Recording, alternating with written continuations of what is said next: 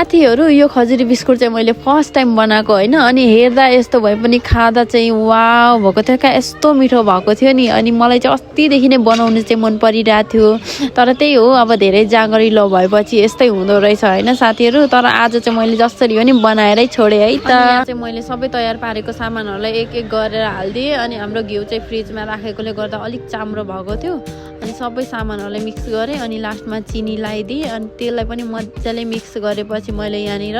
थोरै थोरै दुध लाएर मुस्नुतर्फ लागेँ अनि मेरो हात चाहिँ कस्तो कालो भनेर चाहिँ नभन्नु होला यस्तै हो मेरो हातै कालो छ अनि त्यही हो साथीहरू मुस्दा चाहिँ एकदमै गाह्रो हुने रहेछ होइन अनि बल्ल बल्लले मुसिसकेँ यतिको बनाएँ अनि त्यसपछि अब चाहिँ म यसलाई रेस्ट गर्नको लागि राखिदिन्छु 2 घन्टा जति चाहिँ म यसलाई रेस्ट गर्नु राखिदिन्छु अनि अब हाम्रो पिठो राखेको पनि यहाँ 2 घन्टाभन्दा पनि बढी भइसक्यो होइन अब चाहिँ हाम्रो पिठो चाहिँ यत्तिको भएछ होइन त्यति धेरै नरम चाहिँ भएको थिएन त्यही भएर मैले एकचोटि यसलाई मजाले फेरि मिक्स गरिदिएँ मतलब मुसिदिएँ अनि त्यसपछि यसरी सानो डल्ला लिएँ अनि तर हातमा तेल चाहिँ लाउनु पर्ने रहेछ क्या कस्तो टाँसिने रहेछ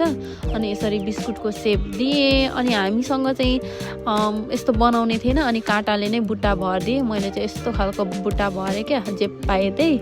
अनि त्यसपछि यहाँ चाहिँ हाम्रो तयारी भयो खजुरी अनि अब यसलाई चाहिँ म तेलमा फ्राई गर्छु है त साथीहरू तेल चाहिँ मैले यहाँनिर सनफ्लावर लिएको थिएँ अनि अब बिचबिचमा हाम्रो भिडियो गरिदिने मान्छे पनि थिएन मेरो अनि त्यस्तै भयो साथीहरू आजको भिडियो चाहिँ यस्तै भयो यो चाहिँ बनेर तयार भयो मेरो खजुरी बाई बाई।